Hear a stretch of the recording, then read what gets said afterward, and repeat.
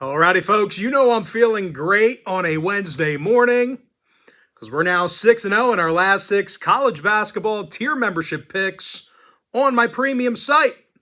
We had Cincinnati minus 2.5 yesterday, and they put up 81 points in a win against TCU. And the good news is I have another college basketball tier membership pick going off here today. And if you sign up for that package, you're going to get access to that membership every single day for the next 30 days. And as an added bonus, you're also going to get access to all of my cheaper memberships absolutely free. They're going to be included with your purchase. Now, you may be wondering what the difference is between what I do here on this free video and what I do on my premium site. Well, what I do here on the free videos is I'll handicap the entire slate of games in any given sport, side and total. And what I do on my premium page is, well, I actually share with you which one of these free plays on these videos that I actually like the best. And if you want to get access to every single premium selection of mine, you may want to think about signing up for my full access, all-inclusive chairman package. Chairman members get access to every single premium selection of mine, every single package, every single day for the next 30 days. And as an added bonus, you also get access to my Chairman podcast absolutely free. It's included with your purchase. I'm currently hitting at 79% my last 15 extra daily picks. I'm 5-0 my last 5 underdog tier package plays. And finally, folks, once again, I'm 6-0 my last 6 college basketball tier package picks. And the good news is I have plays going off in all of those memberships here today. They're all included with your purchase of the Chairman package, and that's patreon.com/BrockPage. And with that, folks, we're going to do what we came here to do, and that's dish out some free content. Every single game we're going to break down here today. Got a great show for you, so let's go ahead and dive into it. Timberwolves, Pistons, 7 o'clock Eastern start time. Minnesota's the 12-point favorite on the road here. Totals 223. And as good as the T-Wolves have been, well, they may have some problems getting to the basket here tonight. Top scorer Anthony Edwards, he's questionable with a knee injury. And that's certainly bad news for T-Wolves backers because these guys are in the bottom 5 in the West in field goals made per game. Shake Milton makes just 26% of his three-pointers. Nick Alexander-Walker makes just 41% of his attempts from the field. And they're facing a Detroit squad who, hey, listen, I get it. I've been watching the NBA. I watch basketball. I know how bad they are. They're pathetic. They're an historically bad team, might break the record. But as bad as they are, the Pistons actually do a few things well on D. For one, they're allowing just 11 shots per game from beyond the arc. They're in the top 5 in the East in that particular category. They guard from outside the perimeter well. And when it comes to grabbing boards, well, believe it or not, Detroit's a top 10 defensive rebounding team in the entire NBA. And of course, a lot of that is thanks to Jalen Duren, who's averaging nearly a dozen rebounds a game. 65% shooting from the field as well for Duren. And speaking of shooting the basketball, the combination of Marcus Sasser and Bojan Bogdanovic, they're making over 41% of their three-pointers collectively. And out of the Pistons' last 10 ball games as a team, they covered the point spread in 60% of those outings. So we got a decent covering team here as of late, catching a dozen points at home. I don't know, Detroit could get the job done here. Now, injury-wise, Gallinari and Muscala are questionable for Detroit. Morris and Cunningham still out. Meanwhile, for the T-Wolves, once again, Anthony Edwards is questionable. He is the team's leading scorer. Jalen Clark is also inactive. 4 out of the T-Wolves' last 5 ball games fell under the number. They also went 70% to the under in their last 10. Meanwhile, Detroit saw unders recently against the likes of Houston, San Antonio, and Sacramento. Give me the Pistons plus 12, under 223. Next matchup I have for you, it is going to be Rockets-Knicks, 7:30 Eastern tip-off. New York's minus 4.5, totals 220 and a hook. Now, the Knicks got the W in 6 out of their last 8. They're also 11-5 straight up in the Big Apple. Julius Randle averages nearly double-digit rebounds a game, 24 points a night on offense. And of course, relatively newly acquired OG Anunoby. He's drilling 41% of his three-pointers with his new team. Very odd to see OG Anunoby in an orange/blue uniform. Tough to see him outside of Toronto. But anyway, when it comes to rebounding the basketball, the Knicks have dominated underneath the basket on D. They're a top 3 defensive rebounding team in the entire league. And they're facing a Rockets club who lost 4 out of their last 5 themselves.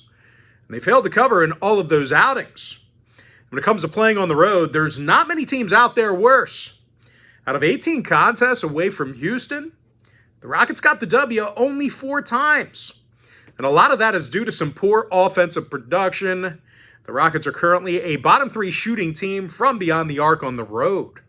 Now, injury-wise, Eson's still out. Reggie Bullock's questionable. Meanwhile, for New York on the other side, Josh Hart is questionable with a knee. Jalen Brunson's also day-to-day. Keep an eye on him.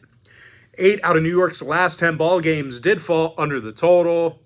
They're also 63% to the under at MSG. Now, Houston on the other side, they saw unders recently against the likes of Detroit, Milwaukee, and Brooklyn. Give me the Knicks -4.5, under 220 and a hook. Next game, Heat, Raptors, 7:30 East. Miami's the 2-point favorite on the road. Total's 227. Now, the Heat's been playing some incredibly tough defense on the road this year. They're actually allowing fewer points a game away from home than any other club in the East. Tyler Hero, he's the club leader in steals. A handful of defensive boards a night as well for Hero.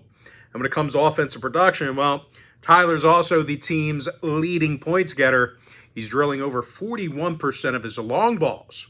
And speaking of three-pointers, the Heat's in the top 5 in the league in shooting it from downtown.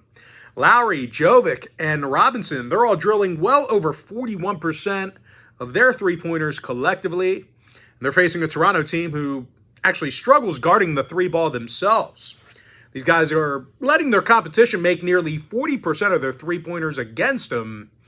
They're also allowing a bunch of points late. They're in the bottom 10 in fourth quarter points allowed. Now, injury-wise, Gary Trent and Grady Dick, they are questionable. Porter, Pirtle, and Koloko are out. Meanwhile, for the Heat on the other side, Kevin Love is inactive with a knee. Now, out of Miami's last 10 ball games, the under cashed in all of them except for 2. Now, Miami's officially 14-7 to the under in their travels. Meanwhile, Toronto's averaging just 107 points a game in their last 10 meetings with the Heat. So if you're into historical trends, certainly want to think about that one there. Give me Miami -2, under 227. Next ball game, Bucks, Cavaliers, 7:30 Eastern start time. Milwaukee's -3.5. Totals 236 and a hook. Now the Bucks are currently the best field goal shooting team on the road. Giannis Antetokounmpo is making 61% of his attempts from the field, club leader in scoring. Of course, Dame Lillard, he's also dropping 25 points per contest himself. And as good as Cleveland's been defensively, they've struggled defending the three-pointer at home. They're in the bottom 5 in the East in defensive three-point percentage on their own court. When it comes to covering the point spread, the Cavs failed to cover in 5 out of their last 7 divisional games. Max Strus makes just 39% of his field goals. Bang Bang George Niang, he's just 41% from the field off the bench as well. And when it comes to second half scoring, the Cavs are definitely not closers on offense. They're a bottom 5 point producing team in the second half in the East. Now, injury-wise, Mobley and Garland are still out. Ty Jerome's been scratched as well. You also have to keep an eye on Karis LeVert as he's currently battling a wrist injury. Now, Cleveland's gone 7-2 to the under in their last 9. Meanwhile, Milwaukee saw unders recently against the likes of the Celtics, Rockets, and Spurs. Give me the Bucks -3.5, under 236 and a hook. Next game, Magic Hawks, 7:30 Eastern start time. Atlanta's -4, totals 232. Now, I don't think Atlanta's playing good enough defense to cover this number here. Their opponents are making nearly 42% of their three-pointers against them in the State Farm Arena. And no real surprise here, folks. The Hawks are a bottom 3-point allowing team at home. And in those home games, well, not many spreads have been covered. Atlanta's just 4-14 against the number in their contests in their own building. They're facing an Orlando team who covered in 6 out of their last 10 themselves. 13-9 against the number in their travels. When it comes to defensive play, well, these guys have been tough to score against. They're in the top 3 in the East in points allowed per game. When it comes to grabbing boards, they're also in the top 5 in the entire league in defensive rebounding. Paolo Banchero snags 7 boards a night, club leader in scoring. Meanwhile, Joe Ingles knocks down 41% of his 3 balls. Now, injury-wise, Wagner and Harris are out for the Magic. Matthews, Hunter, Krejci, and Goye still inactive for Atlanta. The Hawks are 12-6 to the over in their own arena. They also saw 6 out of their last 10 meetings with Orlando get over the line. So once again, if you're into historical trends, plenty of overs to go around. Now, the Magic saw overs recently against the likes of Denver, Sacramento, and Golden State. Give me Orlando +4 over 232. Next ball game, Spurs, Celtics, 7:30 Eastern start time. Now, Boston's the massive 16-point favorite, totals 237. And as huge as this number is, well, I can't imagine San Antonio is going to break this home winning streak. The Celtics are 19-0 straight up in the Garden this year, and they lead the NBA in offensive boards. Jason Tatum leads the lineup in rebounds and points. Jaylen Brown's averaging over 23 points a game. And as good as the Celtics have been on offense, well, they've been very tough to shoot against on D. These guys are in the top 3 in the NBA in defensive field goal percentage. They're taking on a San Antonio club who's one of the worst shooting teams in the league. Bottom 5 in field goal percentage, bottom 3 in free throws made. And leading scorer Victor Wembanyama, he's making only 29% of his 3 balls. Now, teammate Julian Champagnie, he's just 39% from the field himself. When it comes to defensive play, well, the Spurs really tend to break down late. They're a bottom 5 point they're a bottom 5 point allowing team in the second half. Sissoko and Collins are out for the Spurs. Holiday, Porzingis, and White are questionable for Boston. When it comes to the total, the Celtics saw unders against the likes of Toronto, Milwaukee, and Utah. Meanwhile, the Spurs, they went 8-2 to the under in their last 10. Give me Boston -16, under 237. Next game, Hornets, Pelicans, 8 o'clock Eastern start time. New Orleans is -12, totals 229. And even though this is a huge number for New Orleans, they've certainly done a nice job covering over the past handful of weeks. They're 6-3 against the spread in their last 9. And they're covering in 67% of their contests against the East. They're currently in the top 3 in the league in guarding the three-pointer. They also tend to bury you early in games. The Pels are giving up fewer second-quarter points a game than any other roster in the league. And unfortunately for Charlotte, well, they tend to get out of the blocks very slow offensively. Matter of fact, the Hornets are averaging fewer first-quarter points than any other team in the league right now. Brandon Miller is making just 41% of his shots from the field. P.J. Washington, he's making only 42% of his field goals himself. When it comes to the injury list, Ntilikina, McGowans, and Miller are questionable. Williams and Hayward are out. The Hornets saw their last 3 straight stay under the total, 70% to the under in their last 10. Meanwhile, the Pelicans saw unders recently against the likes of Sacramento, the Clippers, and Brooklyn. Give me the Pelicans -12, under 229. Next game, Mavs, Lakers, 8:30 p.m. East. The Lakers are -4, totals 244. And even though Dallas's Luka Doncic is listed as questionable, well, the Lakers' LeBron James is also battling an ankle injury for Los Angeles, officially listed as questionable. Now, the Lakers have certainly taken their lumps over the past couple of weeks. They're just 3-6 straight up in their last 9. And they're little threat shooting it from long range. The Lakers are currently a bottom 5 field goal shooting team at home in the West. And they're taking on a Dallas club who got the W in 6 out of their last 9 themselves. And I'll tell you, they've got some shooters who can pick up the slack if Luka gets scratched here today. Kyrie Irving, he averages over 25 points a game, 41% shooting from three-land. And of course, the big man, 7'1", Derek Lively, he's making over 72% of his attempts from the field. Now, injury-wise, once again, Luka Doncic is battling an ankle. Keep an eye on him. Dante Exum has also been scratched. Meanwhile, for the Lakers on the other side, LeBron James is questionable for them. Cam Reddish is still out. LA's 11-4 to the under in their conference home games. Meanwhile, Dallas went 60% to the under in their last 10. Give me the Mavs +4, under 244. Next game, Warriors Jazz, 9 o'clock East. Utah's -3.5, totals 242.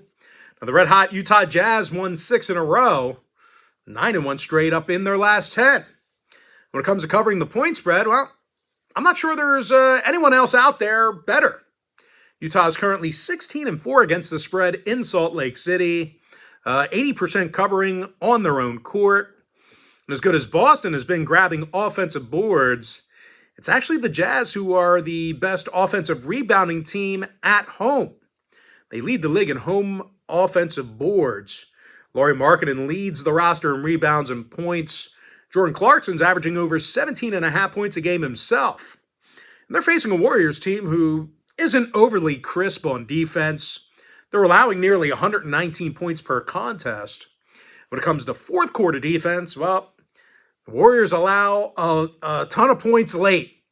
Golden State's in the bottom 3 in points allowed per contest in the final frame. They currently have a .388 win percentage away from the Bay. Not a great road team right now. Now, injury-wise, Paul, Peyton, and Moody are still out for the Warriors. 7 out of Golden State's last 9 did get over the line. They also went 60% to the over in their last 10 meetings with Utah. Now, the Jazz saw overs recently against the likes of the Lakers, Toronto, and Milwaukee. Give me the Jazz -3.5, over 242. And with that, folks, we're going to jump into our next and final matchup for the video. Nets-Blazers, 10 o'clock Eastern tip-off. Brooklyn's -6, totals 224. And as bad as the Blazers have been, well, it's the Nets who haven't been good enough to lay a couple of buckets on the road. They're just 1-8 straight up in their road games against the West. When it comes to offensive production, well, the Nets are currently the worst free throw shooting team on the road in the East. And no real shock here, they're also in the bottom 5 in the entire league in shooting from the field away from home. Spencer Dinwiddie and Ryan O'Neal, they make just 38% of their field goals collectively.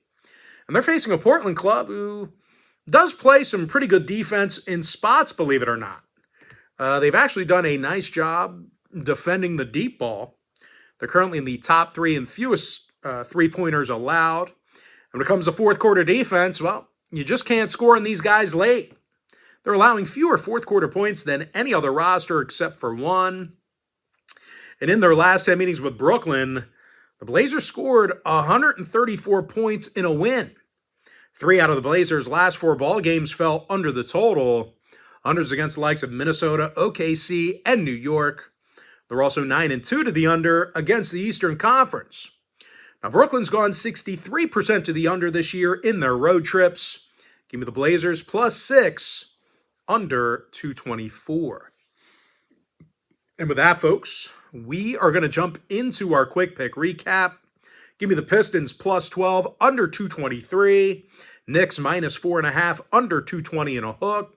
Miami Heat -2, under 227. I'm 6-0 in my last 6 college basketball tier package picks on my premium site. The link is in my bio. Milwaukee Bucks -3.5, under 236 and a hook. Magic +4, over 232. Celtics -16, under 237. Pelicans -12, under 229. Mavericks +4, under 244. Utah Jazz -3.5, over 242. With my next and final pick for the video, give me the Blazers +6, under 224. And with that, folks, that's going to do it for me. Don't forget to check me out on my premium page. Now, if you do end up getting a membership here today on patreon.com/BrockPage, Just a friendly reminder, you're going to get access to that membership every single day for the next 30 days. And as an added bonus, you're also going to get access to all of my cheaper memberships absolutely free. They're going to be included with your purchase. That's why I always tell folks that Chairman package, it's a full access, all-inclusive membership. It gives you access to every single premium selection of mine, every single package, every single day for the next 30 days. As an added bonus, you also get access to my Chairman podcast absolutely free. It's included with your purchase. But most importantly, guys, gotta thank you for joining me right here on the free video. Really hope you enjoyed all this great free content, all this great free information. And with that said, folks, happy Wednesday to you. Happy hump day to you. And I look forward to seeing you later on today on my premium site at patreon.com/BrockPage.